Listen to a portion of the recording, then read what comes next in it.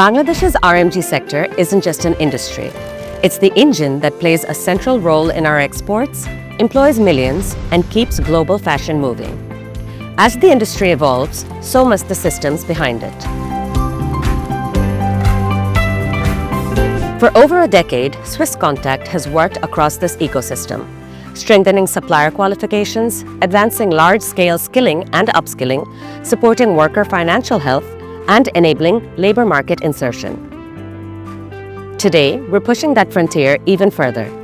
With the support of the Embassy of Sweden and the Embassy of Switzerland, projects of Swiss Contact like Progress are driving green growth, strengthening environmental, social, and governance practices, and advancing resource efficiency, shaping the future of the entire RMG supply chain while ensuring resilience for the people behind the production lines.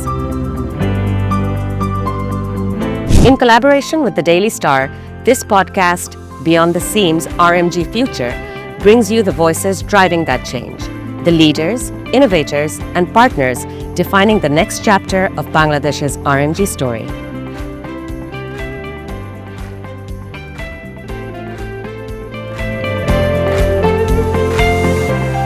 বাংলাদেশের readymade garments sector টেকসই উৎপাদন, সবুজ কারখানা এবং দায়িত্বশীল ব্যবসার এক নতুন পর্যায়ে এগোচ্ছে।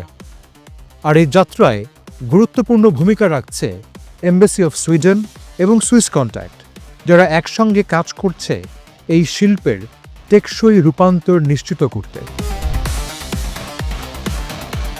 সুইস কন্ট্যাক্ট এবং দ্য ডেইলি স্টার আয়োজিত beyond the SIM RMG futures শীর্ষক পডকাস্টের আজকের পর্বে আপনাদের সকলকে স্বাগতম। আমি জুনায়েদ রব্বানী, আমি নিজে একজন ডেভেলপমেন্ট প্র্যাকটিশনার এবং প্রায় 15 বছর ধরে এই সেক্টরে কাজ করছি। আজ আমাদের অতিথি এমবাসি অফ সুইডেনের senior programme officer Ikramul Sohel. কিভাবে তারা এই গার্মেন্টস সেক্টরকে আরও প্রতিযোগিতামূলক, আরও সবুজ এবং আরও ভবিষ্যৎমুখী করে গড়ে তুলছে তা জানব ওনার কাছ থেকে। ইকরামুল সোহেল, অনেক ধন্যবাদ আমাদের মাঝে আসবার জন্য। আপনাকে অনেক ধন্যবাদ জুনায়েদ ভাই। Also I'd like to thanks Swiss contact and the Daily Star এই সাথে সুন্দর একটা অনুষ্ঠান আয়োজন করার জন্য ধন্যবাদ। আমার অনেক প্রশ্ন রয়েছে। ইকরাম ভাই, প্রথমেই জানতে চাই, বাংলাদেশ গার্মেন্টস সেক্টর সুইডেনের কাছে এত গুরুত্বপূর্ণ কেন? সুইডেন আসলে বাংলাদেশে শুধু আরএমজি সেক্টরে না, আরও অনেক এরিয়াতেই কাজ করতেছে, বাট সুইডেনের মেইন গোল হচ্ছে বাংলাদেশে আর্থসামাজিক উন্নয়নে সহযোগিতা করা। সো এই সহযোগিতা স্বাধীনতার পর থেকেই শুরু হয়েছে। এখন বাংলাদেশের আর্থসামাজিক উন্নয়নে সহযোগিতা করার জন্য গার্মেন্টস সেক্টর একটি বড় ভূমিকা রাখতেছে। সো সেই জন্যই সুইডেন গভর্নমেন্ট গার্মেন্টস সেক্টরকেও টার্গেট করেছে যেখানে কাজ করার জন্য। এর পিছনে প্রধান কারণ হয়েছে এই গার্মেন্টস সেক্টর থেকে বাংলাদেশের জিডিপিতে বড় একটি কন্ট্রিবিউশন আসে। অ্যাট দ্য সেম টাইম যদি বলি, ফরেন এক্সচেঞ্জ আর্নিংয়ের ক্ষেত্রে গার্মেন্টস সেক্টর একটি বড় ভূমিকা রাখে, এবং at the same time garments সেক্টরে প্রচুর পরিমাণে নারীর কর্মসংস্থান হচ্ছে, যেটা এখন বলা যাচ্ছে যে 4 মিলিয়ন ওয়ার্কারের মধ্যে অলমোস্ট 60% আর উইমেন। এর জন্য একটা হচ্ছে বড় এরিয়া হচ্ছে গার্মেন্টস সেক্টর, যেখানে বাংলাদেশের আর্থসামাজিক উন্নয়নে যদি অবদান রাখতে হয়, গার্মেন্টস সেক্টরটা হচ্ছে একটা প্রধান সেক্টর।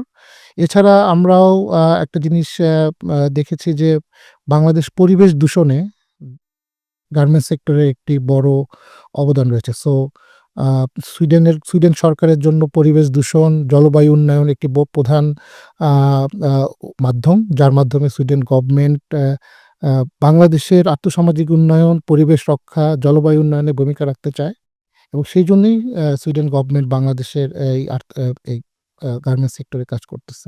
চমৎকার। আমরা জানতে পারলাম যে পরিবেশ দূষণ, জলবায়ু কর্মসূচি বা আপনি যে জেন্ডার ইনক্লুশন তার কথাও বলছিলেন, এগুলো সুইডেন গভর্নমেন্টের কিছু গ্লোবাল কমিটমেন্টের জায়গা। জি। সেগুলোকে আপনারা কিভাবে বাংলাদেশের রেডিমেড গার্মেন্টস সেক্টরে সেগুলোর প্রতিফলন ঘটাচ্ছেন? যখন আমরা কোনো একটি স্ট্র্যাটেজি নিয়ে কাজ করি, আমাদের সরকার প্রতি 5 বছরের জন্য একটি করে স্ট্র্যাটেজি পাই। সেই স্ট্র্যাটেজি কাজ করার আগে আমরা একটি ছোট অ্যানালাইসিস করি যে আসলে বাংলাদেশের নিডটা কোথায়। এনভায়রনমেন্টাল লেন্স থেকে আমরা অ্যানালাইসিসটা করে দেখি, জেন্ডার ইনক্লুশনের লেন্স থেকে অ্যানালাইসিসটা করে দেখি এবং at the same time climate এবং এমপ্লয়মেন্ট জেনারেশনের দিক থেকেও আমরা এই অ্যানালাইসিসটা করে দেখি। আ এখান থেকে আমরা অ্যানালাইসিস করে দেখতে পেরেছি যে আ বাংলাদেশে যে গার্মেন্টস সেক্টরে যে সমস্ত প্রবলেমগুলো রয়েছে সেগুলো আসলে আ সলিউশন করা না গেলে বাংলাদেশের আর্থসামাজিক উন্নয়নটা কোয়াইট ডিফিকাল্ট হয়ে যাবে। আ এবং সেই জন্যই আমাদের সুইডেন গ্লোবাল যে কমিটমেন্ট আছে for environment, for climate and as well as for gender inclusion. আপনি হয়তোবা জেনে থাকবেন Sweden government has a feminist foreign policy which is I mean uh যেটা হচ্ছে যে ও equal opportunity, equal rights and equal voice ensure করে through women economic empowerment and women equal access to resources. So আমাদের Swedish গভর্নমেন্টের প্রত্যেকটি পলিসিতে এই জিনিসটা খুবই স্ট্রংলি দেখা হয় এবং বাংলাদেশে যখন আমরা আমাদের development policy, development strategy prepare করেছি, সেই লেন্স থেকে আমরা দেখেছি যে গার্মেন্টস সেক্টরে কাজ করতে পারলে বাংলাদেশের এই সকল দিকে এনভায়রনমেন্ট, ক্লাইমেট এবং ওমেন ইকোনমিক এম্পাওয়ারমেন্ট এনশিওর করা পসিবল হবে। আপনি বলছিলেন যে অনেকগুলো প্রবলেমের কথা এবং প্রবলেম আসলে সলভ করতে হয় একদম রুটে যেয়ে। এজন্যই আমরা সিস্টেমিক চেঞ্জ বা কাঠামোগত পরিবর্তনের কথা বলি এবং সেক্ষেত্রে ডোনারদের বেশ কিছু উদ্যোগ রয়েছে। সেগুলো কেন এত গুরুত্বপূর্ণ বলে আপনার মনে হয়? ডোনাররা যারা কাজ করতেছে বাংলাদেশে তারা আসলে বাংলাদেশ গভর্নমেন্টকে হেল্প করতেছে। আসলে ডোনারদের যে ক্যাপাসিটি, সেই ক্যাপাসিটি দিয়ে বাংলাদেশের সমগ্র বাংলাদেশের উন্নয়ন করাটা কোয়াইট ডিফিকাল্ট। বাট যেটা ডোনাররা করতেছে is creating some examples, creating some best practices এবং also building the capacity both the systems and also the stakeholders. So Bangladesh government এবং প্রাইভেট সেক্টরকে নিয়ে কাজ করার ক্ষেত্রে ডোনাররা just creating some examples so that other can follow. এবং এই এক্সাম্পলটা আসলে ক্রিয়েট না করতে পারলে এটার বেনিফিটটা, এটার যে ইমপ্যাক্টটা এটা যদি না বোঝানো যায় তাহলে হয়তোবা কেউ এটা ফলো করবে না। এইজন্যই ডোনাররা আসলে জয়েন্টলি ডিফাইন্ড ওয়েতে কাজ করতেছে। But to help the government, to help the private sector and also to help the society. চমৎকার! ইকরাম ভাই, আপনার কাছে জানতে চাই যে এখন গ্লোবাল সাস্টেনেবিলিটি নিয়ে তো সবাই কথা বলছে। বাংলাদেশ থেকেও কিছু কমিটমেন্ট করা হয়েছে। বাংলাদেশ এই আরএমজি সেক্টরের মাধ্যমে কিভাবে এই গ্লোবাল সাস্টেনেবিলিটি অর্জনে ভূমিকা রাখছে? বাংলাদেশে দেখেন যে সমস্ত প্রোডাক্টগুলো প্রডিউস হচ্ছে সেগুলো প্রোডাকশনের ক্ষেত্রে দেখা যাচ্ছে যে আ মানে বিভিন্ন রকম লেয়ারের ফ্যাক্টরি রয়েছে। আ আ দেখা যাচ্ছে যে টপ লেয়ার ফ্যাক্টরি, টিয়ার যারা তারা হচ্ছে আ কোয়াইট স্ট্যান্ডার্ড ফলো করতেছে। বাট আসলে শুধু টপ টিয়ার ফ্যাক্টরিরাই তো সব কাজ করতেছে না। যদি পুরা সাপ্লাই চেইনটা এনালাইসিস করে দেখেন, লোয়ার টিয়ার ফ্যাক্টরিরাও বিভিন্ন রকমভাবে কন্ট্রিবিউট করতেছে। আ র মেটেরিয়ালস এবং অ্যাক্সেসরি সাপ্লায়াররাও বিভিন্ন রকমভাবে কন্ট্রিবিউট করতেছে। At the same time packaging প্রোডিউসাররাও বিভিন্ন রকম কন্ট্রিবিউট করতেছে। সো এখন যেহেতু গ্লোবালি একটা ডিমান্ড চলে আসছে যে ethical and sustainable sourcing, so Bangladesh already started with that. I mean but আমি বলব যে it's long way to go. Uh uh অনেক ফ্যাক্টরি তারা গ্র্যাজুয়ালি তাদের সিস্টেমটাকে সাস্টেনেবল করতেছে। তাদের সাস্টেনেবল সোর্সিং এর জন্য তারা কাজ করতেছে। আ অনেক অনেক ফ্যাক্টরিরা তাদের সাপ্লাই চেইন অ্যাক্টরদের সাথে কার্বন এমিশন নিয়ে কাজ করতেছে। সো আমি বলব না যে তার বাংলাদেশ খুবই ভালো করতেছে, বাট আমি বলব যে বাংলাদেশ খুব হার্ডলি ট্রাই করতেছে গ্লোবাল সাস্টেনেবল এবং ইথিক্যাল সোর্সিং এর যে টার্গেটটা আছে সেটাতে কন্ট্রিবিউট করার জন্য। এবং আপনি একটা জিনিস হয়তোবা জানেন যে আমাদের যে বাংলাদেশের যে এখন যে গ্রিন ফ্যাক্টরির যে একটা লিস্ট রয়েছে, এটা আমি যদি বলি এটা globally one of the best country. যে অ্যা আমার কাছে যে ডাটাটা রয়েছে ২০২৪ সাল পর্যন্ত বাংলাদেশে অলমোস্ট ২৩০ টা গ্রিন লিড সার্টিফাইড ফ্যাক্টরি রয়েছে। যেটা বিশাল অর্জন এটা আমাদের জন্য। এটা অনেক বড় অর্জন। এর মধ্যে 91 হচ্ছে প্লাটিনাম সার্টিফাইড ফ্যাক্টরিজ। বাট আমরা এটাকে অবশ্য বলতেছি না যে fully green process. The factory is green, the building is green, but we also need to make the process green, The the supply supply chain green. So ওই দিক থেকে আমাদের এখন অনেক কাজ করার সুযোগ রয়েছে। তার মানে কোন জায়গাগুলোতে আরেকটু নজর দেওয়া দরকার বলে আপনি মনে করেন? যেহেতু আপনি বলছিলেন যে আরো বিভিন্ন বিষয়ে আপনাদের নজর দিতে হবে। কোন জায়গায় ঘাটতি আছে বলে মনে হচ্ছে? প্রধান যে ঘাটতিটা আমার কাছে মনে হয়েছে সেটা হচ্ছে যে এনার্জি সাইডে বাংলাদেশের যে এনার্জি প্রোডাকশন সেটাকে গ্রিন এনার্জিতে কনভার্ট করাটা প্রয়োজন। এখনও আমরা গ্রিড ইলেকট্রিসিটি এবং গ্যাসের উপর ডিপেন্ডেন্ট। বাট আমাদের যে কনটেক্সটটা রয়েছে বাংলাদেশের কিছু প্রবলেমও রয়েছে in terms of infrastructure, space. সেক্ষেত্রে আসলে গ্রিন এনার্জি প্রোডাকশনের জন্য বেশ কিছু চ্যালেঞ্জের মুখে আমরা পড়েছি। বাট এটার জন্য আমাদের অল্টারনেটিভ সোর্স খুঁজতে হবে যে how we can solve this problem. Not beyond that আমাদের কর্মীদের দক্ষতা এবং তাদের জীবনমান উন্নয়নের জন্য কাজ করতে হবে। আসলে বাংলাদেশের যে আমরা এখনও বাংলাদেশকে জানি যে low labour cost country, but global যে ট্রেন্ডটা রয়েছে মানে আমাদের ডে বাই ডে যেভাবে লিভিং কস্ট বেড়ে যাচ্ছে, আমাদের ওয়ার্কারদের সেই দিক থেকেও সাপোর্ট করতে হবে। তাদের বেসিক রাইটসগুলো এনশিওর করতে হবে। তাদের জীবনমান উন্নয়নের জন্য আমাদেরকে একটু অবদান রাখতে হবে।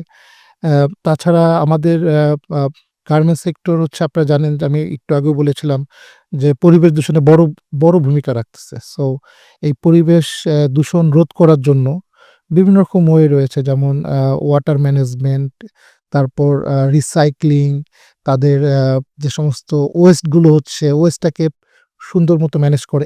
এই দিকগুলো অনেক কাজ করতে হবে। সো আমি যদি বলি যে আসলে কাজ করার অনেক ওয়ে আছে, অনেক চ্যালেঞ্জ রয়েছে, বাট আমাদের এই চ্যালেঞ্জগুলোকে ওভারকাম করতে পারলে আমরা গ্লোবাল সাপ্লাই চেইনে এই আর&ডি সেক্টরে আমরা একটা বড় ভূমিকা রাখতে পারব। ফাইন্যান্সে কি কোনো ঘাটতি রয়েছে? আসলে আমরা যখন ব্যাংকদের সাথে কথা বলি যে তারা আসলে তারাও গ্রিন ফাইন্যান্স ইনভেস্ট করার জন্য ইন্টারেস্টেড। বাট একটা সেম টাইম হচ্ছে যে আমাদের যে প্রসেসটা আছে গ্রিন ফাইন্যান্সিং এনশিওর করা সেটাকে একটু ইজি করতে হবে। ফ্যাক্টরি যে সমস্ত লোকজন তাদের ফ্যাক্টরি প্রসেসটাকে গ্রিন করতে চায় তাদের তো ডেফিনিটলি ফাইন্যান্সিংয়ের একটা বড় গ্যাপ রয়েছে।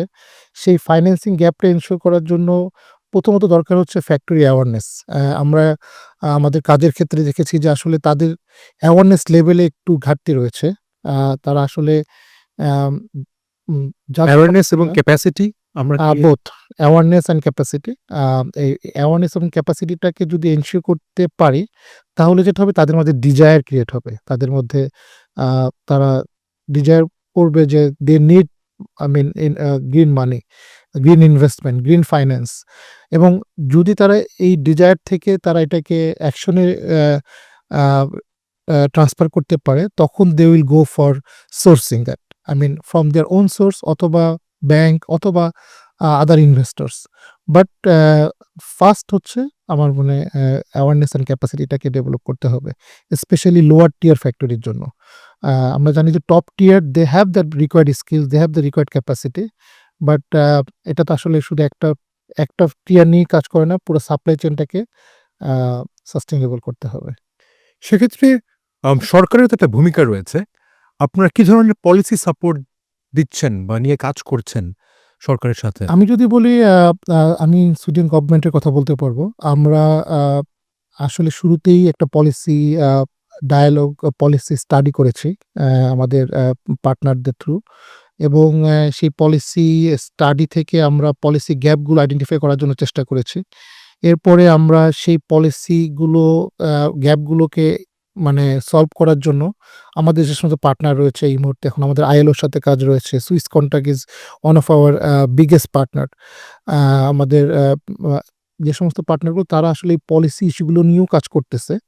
বাট আমরা যেটা করেছি আসলে এই পলিসি ইস্যুগুলো অ্যাড্রেস করার জন্য আমরা গভর্নমেন্টকেও আমরা ইনফর্ম করেছি। আমাদের ডিপার্টমেন্ট অফ মিনিস্ট্রি অফ এনভায়রনমেন্টের সাথে আমাদের কাজ হচ্ছে। আমাদের মিনিস্ট্রি অফ ইন্ডাস্ট্রি তাদের সাথেও কাজ হচ্ছে। আমরা তাদেরকেও ইনফর্ম করতেছি, অ্যাওয়ার করতেছি যে গভর্নমেন্টের লেভেল থেকে আসলে আমরা যেটা যতটুকু করতে পারি আমরা হচ্ছে গভর্নমেন্টকে ইনফর্ম করতে পারি, তাদেরকে অ্যাওয়ার করতে পারি। But government will have to play biggest role here. গভর্নমেন্টকে আসলে তাদের এই পলিসিগুলো এনশিওর করতে হবে। At the same time policy অ্যাপ্লিকেশনগুলোকে স্ট্রিক্ট হতে হবে। পলিসিগুলোকে যেন এপ্লাই করতে পারে গভর্নমেন্ট লেভেল থেকে। আম, ইকরাম ভাই, আমরা জানি যে যারা আমরা এই সেক্টরে কাজ করছি যে ডোনাররা হুটহাট কোনো সিদ্ধান্ত নেয় না। তারা ৫ থেকে ১০ বছরের একটা পরিকল্পনা বা একটা মহাপরিকল্পনা নিয়ে আগায়। তো এই যে আপনি একটু আগেই গ্রিন ইকোনমির কথা বলছিলেন, গ্রিন ট্রানজিশনের কথা বলছিলেন, সেগুলোকে বিবেচনায় রেখে সুইডেন গভর্নমেন্টের ফোকাস কোন দিকে থাকবে বলে আপনাদের মনে হয়? সুইডেন গভর্নমেন্ট আসলে তারা তাদের গ্লোবাল সাস্টেনেবল সাপ্লাই চেইন এবং Swedish foreign national policy, climate goal এই সমস্ত বিষয়গুলোতে স্টিল তারা ফোকাস রয়েছে এবং Sweden has different policy, Sweden has global policy, Sweden has bilateral agreement with Bangladesh আমাদের সাথেও রয়েছে। সো আমাদের সুইডেন গভর্নমেন্টের যে প্রায়োরিটি রয়েছে নেক্সট 3 to 5 ইয়ার্সের বা 10 ইয়ার্সের কথা যদি চিন্তা করি, গ্লোবাল পলিসিতে still I mean sustainable sourcing is a major priority.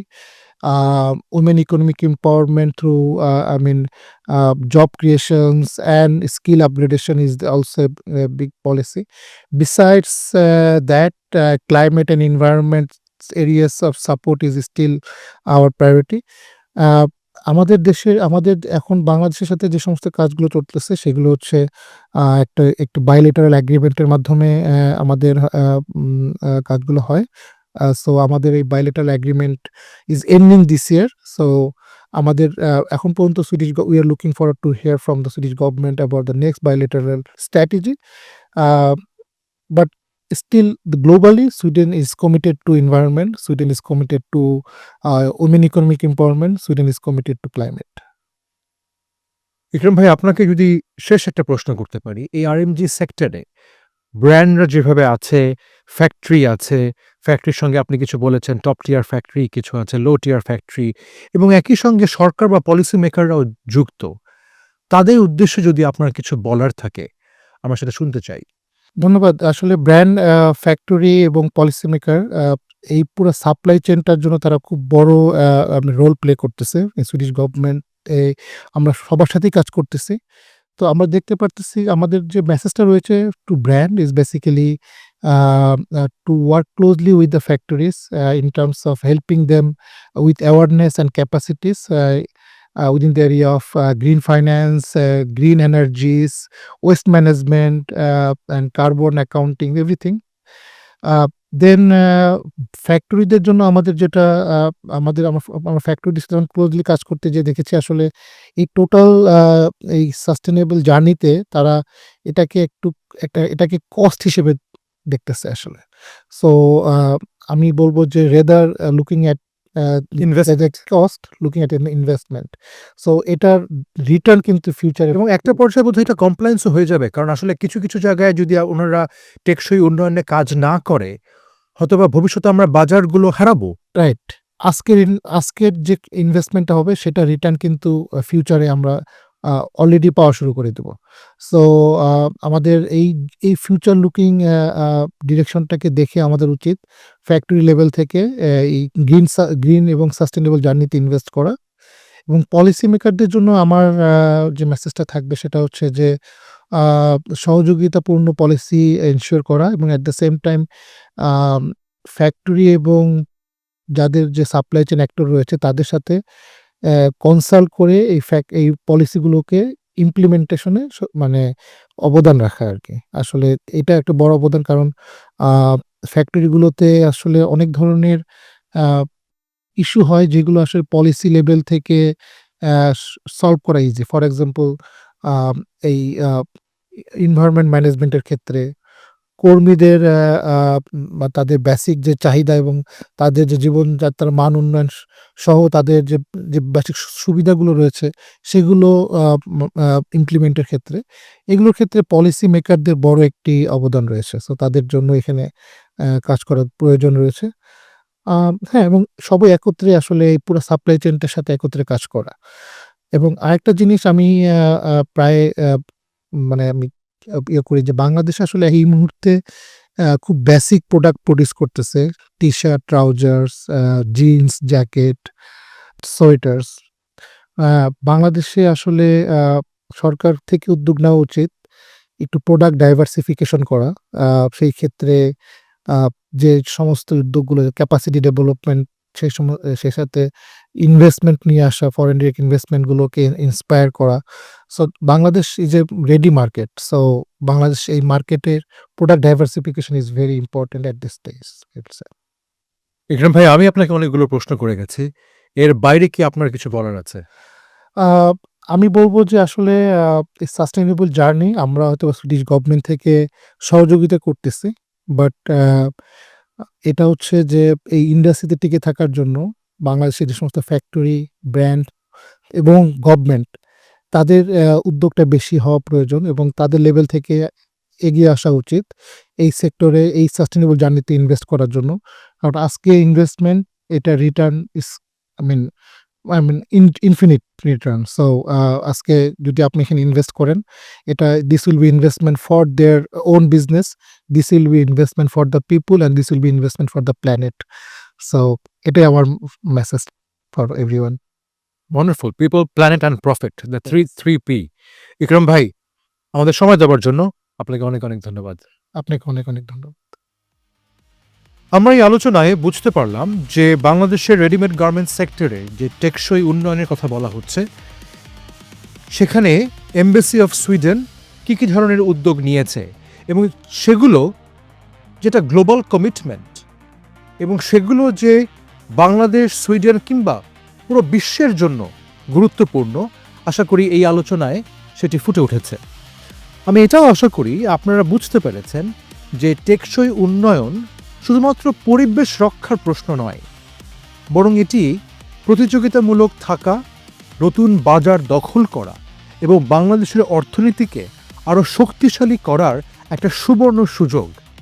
এই সুযোগ আমরা হাতছাড়া করতে চাই না। সেই সুদিনের প্রত্যাশায় দেখা হবে আরও একটি পর্বে। আমাদের সঙ্গে থাকার জন্য অনেক ধন্যবাদ।